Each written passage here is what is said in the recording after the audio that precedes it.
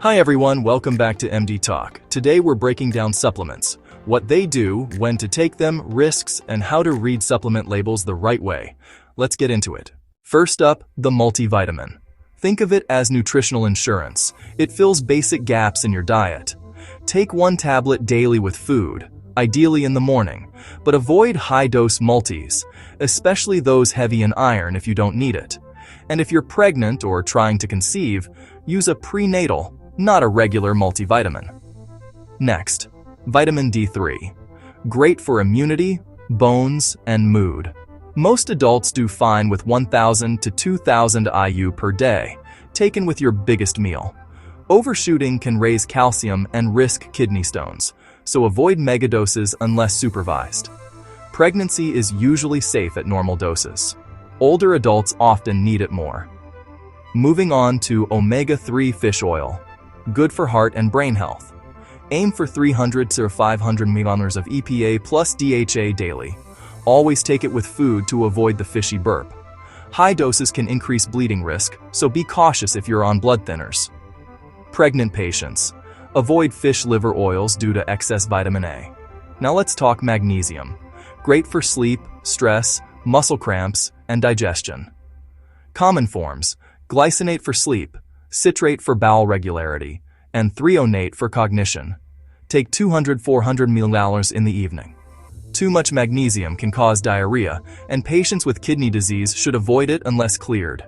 One of the most researched supplements, creatine monohydrate. It improves strength, muscle energy, and even cognitive performance. Dosage is simple: 3 to 5 grams daily. Safe for most adults, but avoid it during pregnancy because data is limited. Older adults can actually benefit for strength and fall reduction. And of course, protein powder, whey or plant-based. Use 20-30 grams per serving to help hit your daily protein goals. Great after workouts or as a meal replacement. Check labels for added sugars or stimulants, especially in fat burner blends. Be careful with pre-workouts. Many pack 200-350 ml of caffeine and other stimulants. Not ideal for pregnancy, heart conditions, or anxiety. Herbal blends, like ashwagandha or ginseng.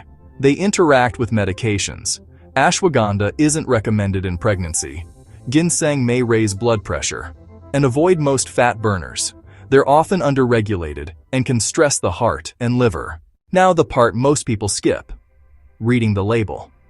Number 1. Look for third-party testing, USP, NSF, or informed choice.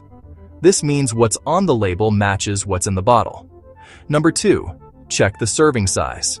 Many bottles list a dose like 500 mg, but the serving might be 3 capsules, not 1. Number 3. Review the percent daily value. Anything over 100% isn't automatically better. Fat-soluble vitamins, A, D, E, K, can build up and become toxic. Number 4. Watch out for proprietary blends. If the label hides exact amounts, skip it. Number 5. Check for allergens, soy, gluten, dairy fillers. And finally, avoid megadoses unless clinically indicated. More is not better, and it can absolutely cause harm. Supplements can help, but they're never a substitute for real food, sleep, and movement. If you're pregnant, over 65, taking daily medications, or managing chronic conditions, always check with a clinician before adding new supplements. Thanks for watching MD Talk. If you want deep dives into specific supplements, blood work, or fitness protocols, drop your request below. See you next time.